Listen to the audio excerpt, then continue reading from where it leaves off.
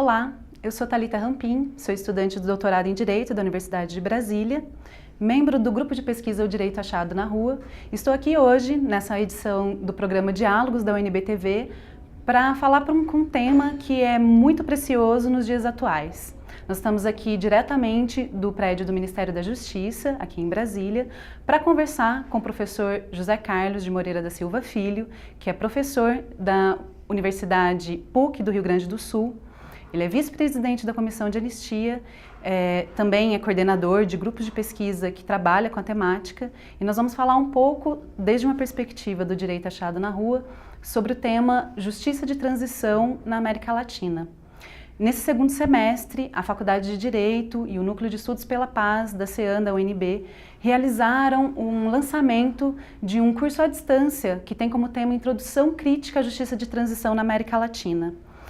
É fruto de um projeto que é estabelecido entre a Universidade de Brasília, a Comissão de Anistia do Ministério da Justiça, e um projeto que tem sido fomentado desde o ano de 2013 e que prevê diferentes ações, diferentes atividades. A primeira delas é esse curso à distância que já foi lançado. A segunda delas é a elaboração de uma publicação com o tema que envolve autoras e autores de todo o continente latino-americano e também um documentário que será lançado ao final do ano. Marcar também que esse tema é muito importante para o grupo do Direito Achado na Rua, que desde a década de 80 vem desenvolvendo ações pedagógicas e de estudos refletindo a democracia, o direito e a justiça no Brasil.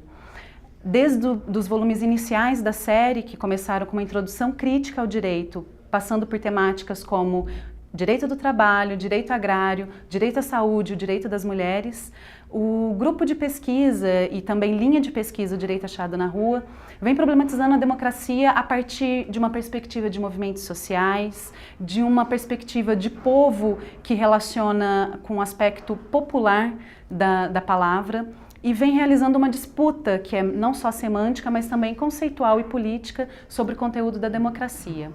Então hoje, retomando um pouco das reflexões do professor Roberto Lira Filho, que em seu estudo sobre Universidade e Reforma Constituinte na década de 80, provocou a sociedade e a comunidade acadêmica a refletir sobre a transição política à democracia, fazendo duas questões que é o que a gente inicia hoje o nosso diálogo. Transição política para quê e transição política de onde para onde, professor? Bem, esse tema da transição já nos remete a uma questão temporal.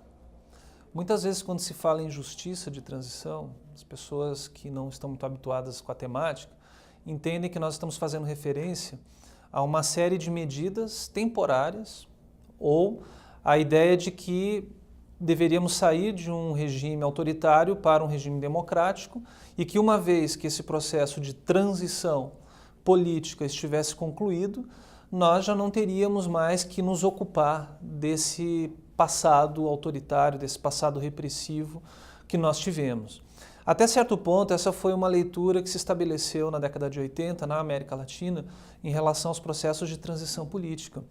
A preocupação ali era de fato fazer com que os países latino-americanos saíssem das ditaduras militares nas quais eles estavam e pudessem ter mínimas estruturas democráticas nas suas sociedades e nos seus estados. No entanto, a ideia de transição ela vai muito além disso.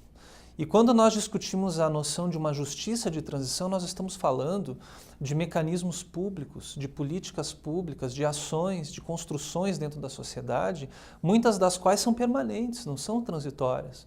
Elas sinalizam para uma questão de fundamento, de princípio, de sustentação do Estado democrático de direito no seu sentido mais profundo, que é o repúdio às graves violações de direitos humanos, o repúdio ao cancelamento das liberdades públicas, o repúdio ao cancelamento da rua como um espaço de mobilização, de participação, de construção de cidadania, de reivindicação de direitos. Essa ideia ela precisa estar colocada de forma permanente na condução dos assuntos públicos e ela está declarada fortemente na nossa Constituição, com os valores que ali são encampados, com os princípios que ali são estabelecidos e com uma direção de transição que a própria Constituição aponta. Ela aponta para um sentido transformador, ela aponta para uma sociedade onde a miséria, onde a falta de dignidade humana deve ser erradicada. aonde nós devemos buscar uma sociedade igualitária, uma sociedade mais justa. Essa é uma direção de transição, mas numa compreensão de que a democracia é um processo sem fim. É um processo que está em contínua construção. Então, dentro do arcabouço de ações que a justiça de transição tradicionalmente apresenta, é claro que há uma série de ações, de mecanismos que são transitórios. Por exemplo, a possibilidade de você responsabilizar criminalmente agentes públicos que praticaram crimes contra a humanidade. Essa possibilidade vai até o período de vida dessas pessoas que praticaram esses crimes. Uma vez que elas falecerem, não é mais possível se desenvolver ou estabelecer um processo de responsabilização dessas pessoas. No entanto, políticas de memória, de educação, de esclarecimento dos fatos, de acesso a documentos públicos, muitos dos quais até o presente nós não temos acesso, isso é uma pauta permanente. E é uma pauta que tem um potencial educativo e de mobilização política fantástico, enorme, porque afinal de contas foram sobre todas as lutas populares que aconteciam no período pré-golpe, em todos os setores da sociedade, o trabalhador urbano, o trabalhador rural, os estudantes, as produções culturais, a reivindicação de sexualidades, a questão do negro no Brasil, dos indígenas, todas essas questões foram sobre todas essas demandas populares que seguem em grande parte ainda fortes e pendentes, que a repressão se abateu. Uma coisa é você ter a violência de Estado como resultado de uma prática, de uma herança autoritária. Outra coisa é essa violência ela ser uma política de Estado assumida pelos seus governantes, pelos seus agentes e praticada desse modo. E foi isso que nós tivemos na ditadura. Agora nós vivemos numa democracia, mas numa democracia que precisa se aprofundar, se aprimorar, para que tenhamos uma sociedade mais justa, menos desigual. Esse seria o para onde. No fundo, esse é o para onde que nós precisamos ter. Um cenário onde as graves violações de direitos humanos não aconteçam, onde as pessoas possam efetivamente participar da vida pública no país. É interessante a gente pensar que essa temática do desafio de disputar a Constituição e pensar nas estratégias e nas formas de concretizar esses direitos que, na verdade, quando estão expressados, né, dentro de uma carta constitucional, é um dos momentos do direito, né, mas não se encerra o direito em si. O direito achado na rua ele acaba assumindo uma provocação também que o professor Darcy Ribeiro, né, que foi um dos pensadores e educadores que ajudaram a formular e a conceber a Universidade de Brasília, ele colocou como um dos desafios da Universidade de Brasília, para além de pensar o Brasil como problema, ele, no seu texto Universidade para Quê?, ele colocou o desafio de pensar e participar também desse processo constituinte, que não se encerrou com a discussão da Constituição, mas que, na verdade, é um processo que o direito achado na rua assume para si até hoje, como desafio de se pensar os limites e as possibilidades de efetivação do direito. Nesse sentido, professor, e sabendo também da sua experiência na coordenação de um grupo de pesquisa lá no programa de pós-graduação em Ciências Criminais no Rio Grande do Sul, eu queria conversar um pouco com você sobre essas possibilidades da universidade e da educação atuarem, desde uma perspectiva intergeracional, nessa pauta tão importante que é a justiça de transição hoje. Foi muito bom você ter mencionado a experiência da UNB e o papel do Darcy Ribeiro, porque a UNB, de fato, foi uma espécie de símbolo no sentido da repressão que se abateu sobre toda a comunidade pensante, estudante, pesquisante, investigante do Brasil. Porque a UNB ela teve uma série de ocupações militares. Inclusive, a capa do livro desse volume do Direito Achado na Rua, volume 7, é a capa que retrata essa invasão, com professores, alunos e funcionários fazendo fila, com metralhadoras em volta, os ameaçando. Professores demitidos, alunos que foram também expulsos e impedidos de entrar em qualquer outro curso no país, que foram atingidos pelo Decreto 477, a conhecida Lei Zacarias, que perseguiu. O campo do acadêmico foi um dos principais focos de repressão e perseguição. Isso era dito, era assumido explicitamente nas coordenações estratégicas do movimento repressivo e da ditadura civil-militar. Então, primeiramente, é preciso ter essa compreensão, que havia um forte monitoramento em sala de aula, espiões da ditadura ali colocados se fingindo de alunos, delatando professores, alunos que esboçavam alguma ideia um pouco mais abrangente no sentido de buscar uma justiça social ou de se opor ao regime de força que ali se colocava. E, ao mesmo tempo, o ambiente acadêmico foi também um ambiente conivente, especialmente o ambiente acadêmico relacionado à área do direito. E como o tema é o direito achado na rua, nós não podemos deixar de dizer isso, porque exatamente a leitura restrita do fenômeno jurídico apenas ao seu aspecto técnico, que, claro, é importante, é indispensável, mas quando visto isoladamente pode trazer efeitos extremamente perniciosos para a sociedade e para a atuação daquele profissional. Primeiramente, ele vai ter uma formação fechada, sem nenhuma compreensão do processo político e social que resultou na produção daquelas leis e na dinâmica através da qual essas leis são aplicadas e decididas em sua interpretação concreta no âmbito do Poder Judiciário. Pelo olhar do direito achado na rua, que vem da inspiração da obra do Roberto Lira Filho, da sua continuação pelo professor José Geraldo de Souza Júnior, e da qual eu bebi profundamente quando fui estudante de Direito da UNB, é possível você olhar o direito sob uma perspectiva mais ampla e entender o processo social. E, a partir desse entendimento, ter uma formação política que lhe dá aptidão para atuar dentro da sociedade de um modo emancipatório, de um modo transformador. Quando isso não acontece, o que nós temos? Nós temos uma tradição no país, não só nessa ditadura, mas em outras situações autoritárias que nós tivemos, de um serviço de juristas procurando construir conceitos técnicos que justifiquem, né, a prática do arbítrio, que justifiquem a prática da violência. Então é isso que nós poderíamos chamar, com o Antônio Pereira, um pensador que trabalha essa questão, de legalidade autoritária. O Brasil tem uma tradição bacharelesca, uma tradição que se entretém com filigranas, filigranas de minúcias técnicas, epidérmicas, superficiais, e não trabalha os princípios, não sabe para onde vai, de onde vai, muitas vezes encobre o real processo político que está se dando, que é um processo de exclusão, de opressão. Então, é bastante sintomático que a ditadura tenha se preocupado em legalizar o seu regime através de atos institucionais, tenha se servido do parecer de inúmeros juristas e até hoje se apresentem conceitos jurídicos autoritários que se reproduzem em plena democracia. Essa é uma herança que, ao podermos trabalhar hoje no âmbito universitário, o debate sobre a justiça de transição pode ser devidamente confrontada.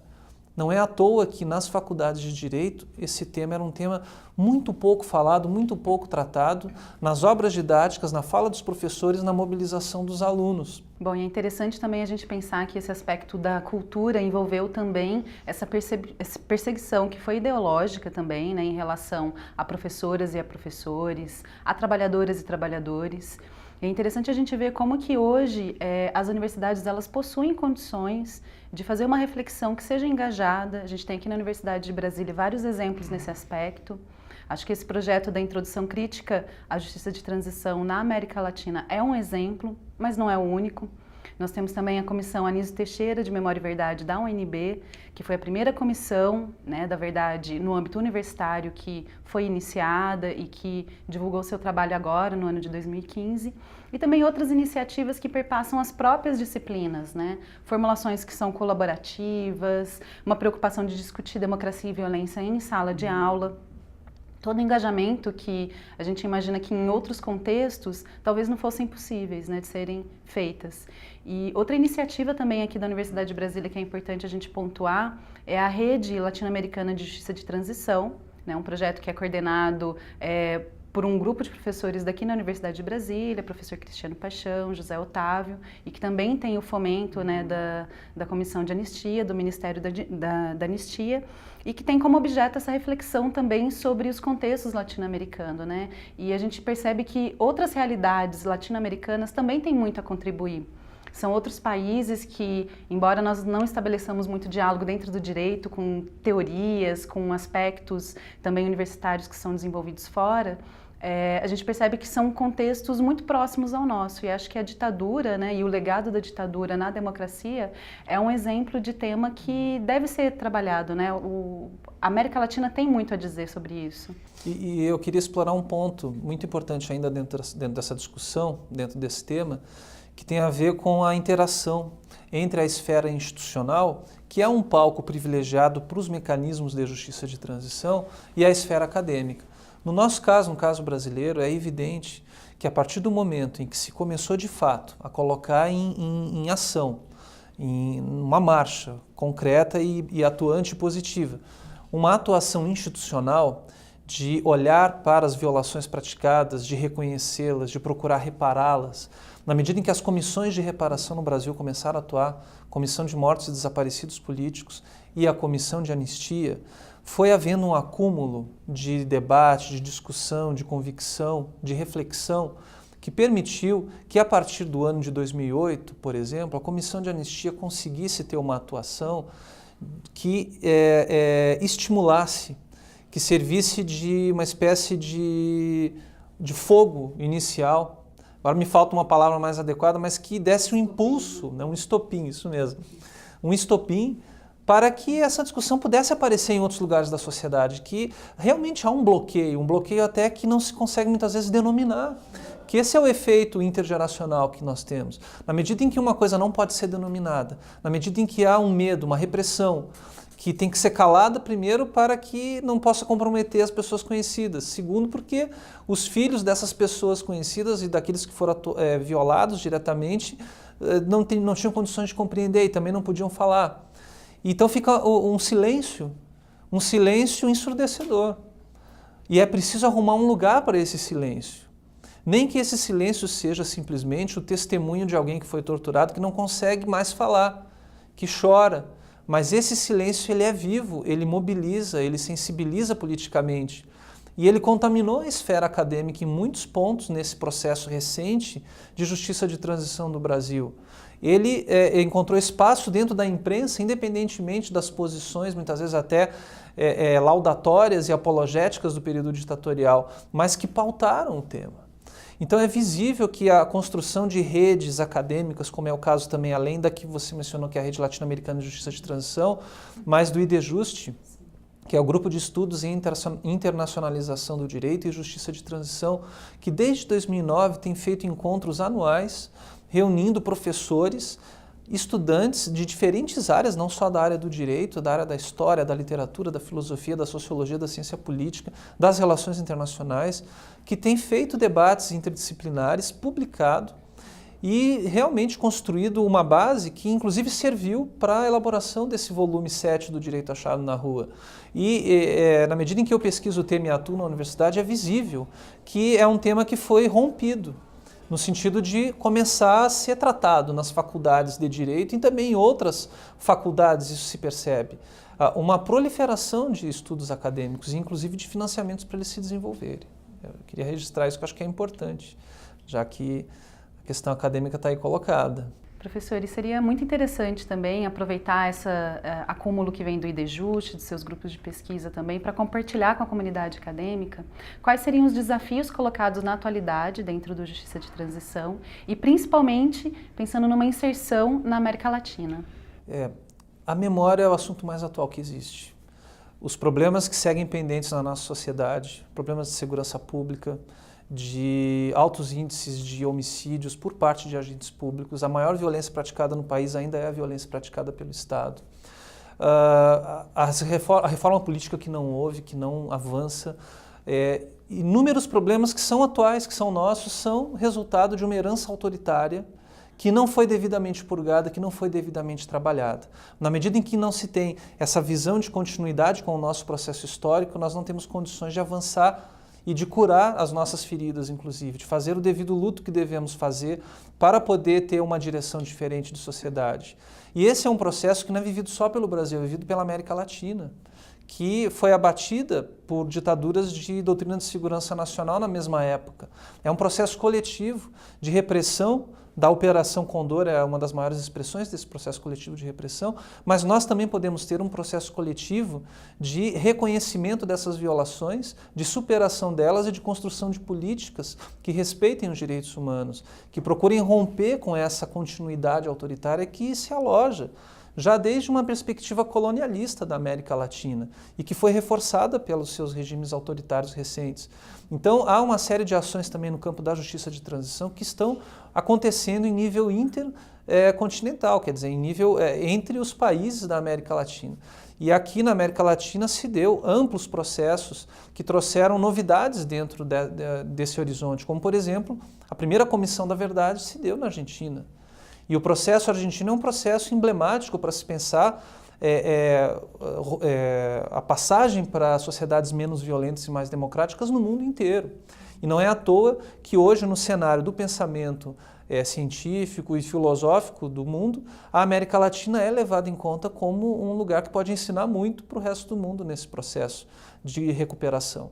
Então, eu acho que inserir a justiça de transição numa perspectiva latino-americana, compreender que ela não é uma questão transitória, que ela é uma questão de princípio, de fundamento, de saber para qual sociedade nós queremos ir, acredito que são duas compreensões indispensáveis e fundamentais e que são duas linhas mestras do volume 7 do Direito Achado na Rua, Introdução Crítica à Justiça de Transição na América Latina. Sim, eu agradeço também a sua disponibilidade de participar desse momento e também frisar também ao público que estiver assistindo que essa edição do Diálogos UNB-TV, ela está inserida também na programação da 21ª Caravana de Anistia Cultural. Então, já estamos no momento também de recuperar na universidade essa responsabilidade de pensar a nossa realidade como um problema. E a UNB-TV sendo parceira nesse momento tão importante, não se silenciando para pensar o que as ruas da América Latina podem nos dizer sobre a democracia. Obrigada e fiquem com a nossa programação.